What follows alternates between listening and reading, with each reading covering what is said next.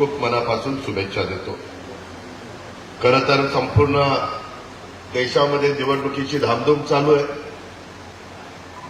आणि त्याच्यामुळे साहजिकच या अमरावती लोकसभा मतदारसंघाच्या महायुतीच्या उमेदवाराच्या प्रचाराच्या निमित्तानं मी आपल्या परिसरामध्ये आलेलो आहे। आपण सगळ्यांनी स्वागत केलं, त्याबद्दल सुरुवातीलाच आपल्याला धन्यवाद देतो।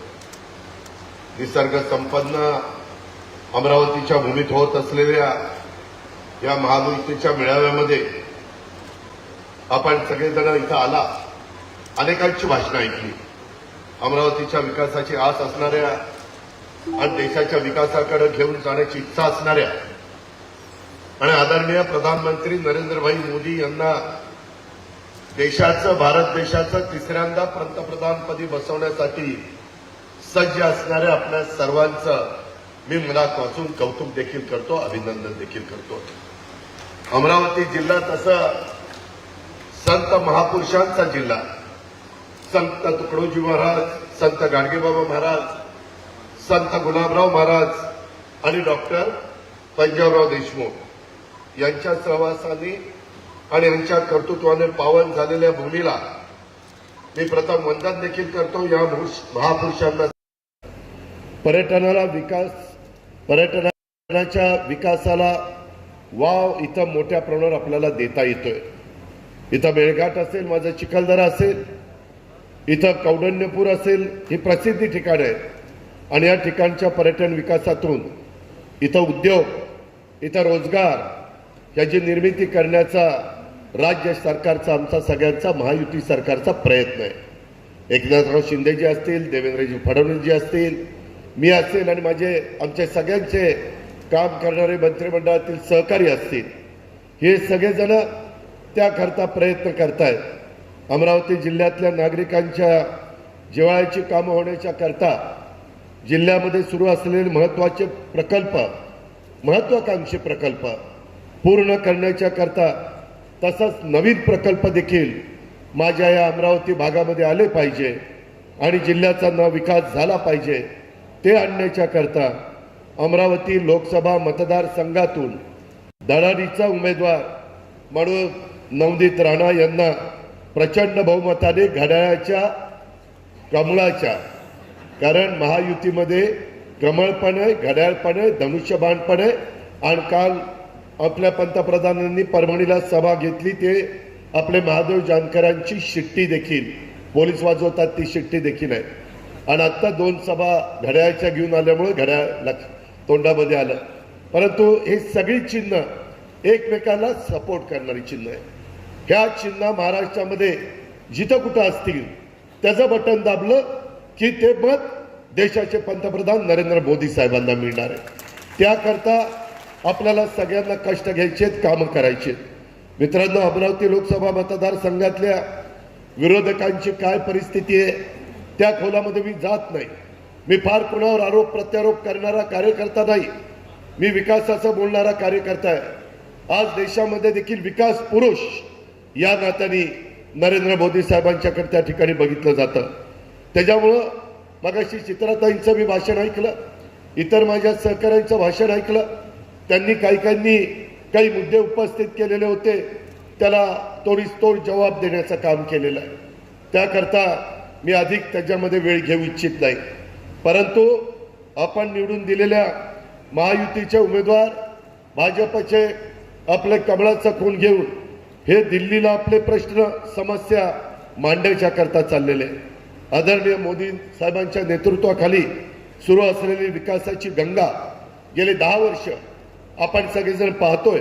आपल्या अमरावतीपर्यंत ती गंगा पोचवायची आणि आपल्या अमरावतीचं नाव देखील आपल्याला देशामध्ये मोठं करायचंय। देशाचा गौरव जगामध्ये वाढवण्यासाठी पुन्हा एकदा या देशाच्या 135 कोटी जनतेची सूत्र ही तमाम भारतीयांना ही मोदी साहेबांच्याकडे देण्याची गरज आहे। मी इतके दिवस 14लाही मोदी साहेबांना विरोध केला, त्यावेळेस नवनीत राणा आमच्या पक्षाच्या उमेदवार होत्या। 2019ला देखील मी विरोध केला, त्यावेळेस आम्ही जी आघाडी केलेली होती त्या आघाडीचे उमेदवार या नात्याने त्याच्यामध्ये त्यांना मी राष्ट्रीय युवा स्वाभिमानी पार्टी, मला रवी राणा म्हणाला की दादा ही मी पार्टी काढलेली आहे, त्या पार्टीतनं मी उभं करतो, तुम्ही सगळ्यांनी पाठिंबा द्या. तशा पद्धतीनं आम्ही पाठिंबा दिला, त्या निवडून आणल्या. परंतु मित्रांनो, मी एक बघितलं, मी अनेक वर्ष, जवळपास 91 साली मी पहिल्यांदा खासदार झालो आणि लगेच सुधाकर नाईकांच्या मंत्रिमंडळामध्ये राज्यमंत्री मला केलं. तेव्हापासून आजपर्यंत मी महाराष्ट्राच्या राजकारणामध्ये काम करत असताना तुम्ही पाहताय 33 वर्ष झाली, काही थोडा काळ झालेला नाहीये. आणि त्यामध्ये हे काम करत असताना मी अनेकांना जवळनं बघितलंय. परंतु मित्रांनो, त्या काळात मी खासदार ज्यावेळेस झालो तेव्हा PV नरसिंहराव आपल्या रामटेकमधून निवडून आलेले होते. त्याच्या आधी ते आले होते, नंतर ते पंतप्रधान झाले. आणि त्या पंतप्रधानापासून मी आता नरेंद्रभाई मोदींची पण कारकीर्द सगळ्यांची बघितली. 10 वर्ष नरेंद्रभाईंची बघितली, 10 वर्ष डॉक्टर मनमोहन सिंगांची बघितली, वाजपेयी साहेबांची एकदा 13 दिवसाची, 13 महिन्याची आणि 5 वर्षाची बघितली. त्याच्या आधीच्या काळामध्ये जे जे कुणी पंतप्रधान झाले त्या सगळ्यांची कारकीर्द बघितली. परंतु मित्रांनो, तुमचा माझा देश 18 पगड 12 बलुतेदारांचा देश आहे. इथं युगपुरुष छत्रपती शिवाजी महाराज आहे. हिंदवी स्वराज्याची स्थापना करत असताना महाराजांनी कधी जातीपातीचा नात्यागोत्याचा विचार केलेला नव्हता. महाराजांनी सर्वांना बरोबर घेऊन हिंदवी स्वराज्याची स्थापना केली. सगळ्या मावळ्यांना त्यांनी एकवटलं आणि त्याच्यातनं इतिहास निर्माण केला. हा आपल्या सगळ्यांना माहिती आहे. आज देखील महाराजांचा इतिहास ऐकल्यानंतर आपली छाती फुलून येते. मी विकासाच्या मागे जाणारा कार्यकर्ता. मी अनेकदा आमच्या सहकाऱ्यांना सांगितलं, वडीलधाऱ्यांना सांगितलं, 2014ला आमच्या राष्ट्रवादी काँग्रेस पक्षाने संपूर्ण निकाल यायच्या आधीच भारतीय जनता पक्षाला विधानसभेमध्ये बाहेरनं पाठिंबा दिला. आपले देवेंद्रजी मुख्यमंत्री झाले. आम्हाला सांगण्यात आलं की काही दिवसांनी आपल्यालाही त्या सरकारमध्ये जायचं. परंतु कुठं काय खटकलं माहिती नाही. आम्ही फक्त वर्ण आदेश यायचे, आम्ही त्याची अंमलबजावणी करायचो. एक हाडाचा कार्यकर्ता म्हणून मी महाराष्ट्रामध्ये फिरायचो. मित्रांनो, मला पहाटे 5ला उठून 6ला कामाची सवय आहे.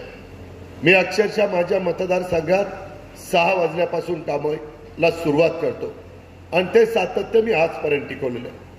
त्याच्यामुळं मी कामाचा माणूस आहे. आज देशाचे पंतप्रधान देखील नरेंद्रभाई मोदी हे बघा 24 तासातले 18, 19, 20 तास काम करत असतात.